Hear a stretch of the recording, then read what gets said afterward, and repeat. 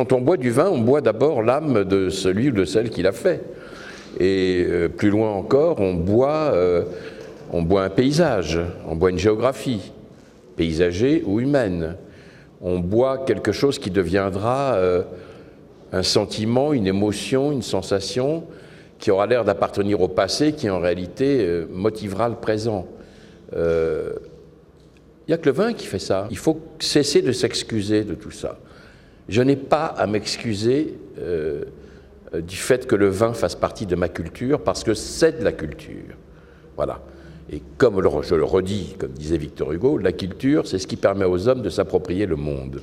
Donc je ne veux pas qu'on me regarde comme un enfant irresponsable. Je veux bien qu'on me regarde comme un enfant, un vieil enfant, on s'entend, mais un enfant d'accord, mais pas un enfant irresponsable. Je suis tout à fait responsable. On ne peut pas boire du vin d'une manière solitaire. C'est pas fait pour ça. C'est fait pour le partage. C'est fait pour être avec l'autre. C'est fait pour coexister. Voilà. Donc ça, tout ça, je suis désolé, mais moi, ça fait partie de ma culture.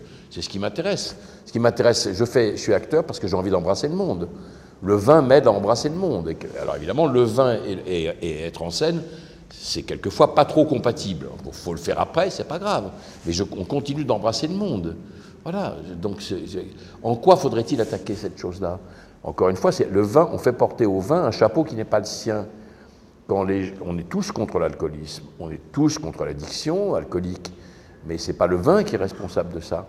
C'est ce que la société, fait des hommes, c'est la misère, c'est le renoncement à soi-même, c'est une génération entière qui n'arrive pas à trouver sa place dans le monde d'aujourd'hui, une toute petite partie d'entre eux seulement la trouve. Bon, mais le vin, il en peut, mais il y est pour rien. Qu'est-ce que c'est que cette histoire? Il y a un jeune homme qui m'a demandé ma première expérience avec le vin. Bon, j'ai répondu que ma première expérience avec le vin avait été néfaste parce que mes parents buvaient du mauvais vin. Bon. Mais vraiment, c'était du vinaigre, je ne comprenais pas comment on pouvait boire ça. Bon. C'est comme la photographie au cinéma. Une mauvaise photo au cinéma, ça n'existe plus. Bon. Du mauvais vin, il y en a sans doute, mais si on veut ne pas en avoir du mauvais et pas cher, ça existe aujourd'hui. Absolument partout, dans toutes les régions de France et de Navarre. La France, n'en déplaise aux esprits chagrins, est aussi le pays du vin. Dans toutes les régions françaises, il y a d'excellents vins, je l'appelle les vins de soif, peu chers et très bons. Qu'est-ce qu'il faudrait? C'est toujours pareil, c'est un problème d'éducation. Voilà. Alors, c'est-à-dire, c'est dire le vin à des gens jeunes, mais ça ne veut pas dire qu'on va leur dire devenez alcoolo, on ne va pas leur dire devenez alcoolo. Non, on leur dit voilà, cette chose-là, elle est faite comme ça, elle vient de la terre, la main de tel homme ou de telle femme a fait ceci, cela, il a assemblé, ou il a travaillé sur un cépage unique, il a fait ça, il a attendu, il a mis en barrique, et puis il a attendu. Bon, ça éveille l'imaginaire, c'est un titilleur d'imaginaire. C'est très important de reformer le goût des enfants qui est complètement déformé par des boissons qui sont bien plus néfastes que le vin, qui contiennent des tonnes de sucre.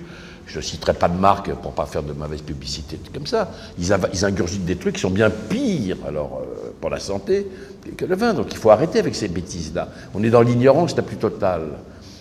Quand j'étais, je fais un coq à l'âne, mais ça a l'air de ne pas avoir de rapport, ça va en avoir un.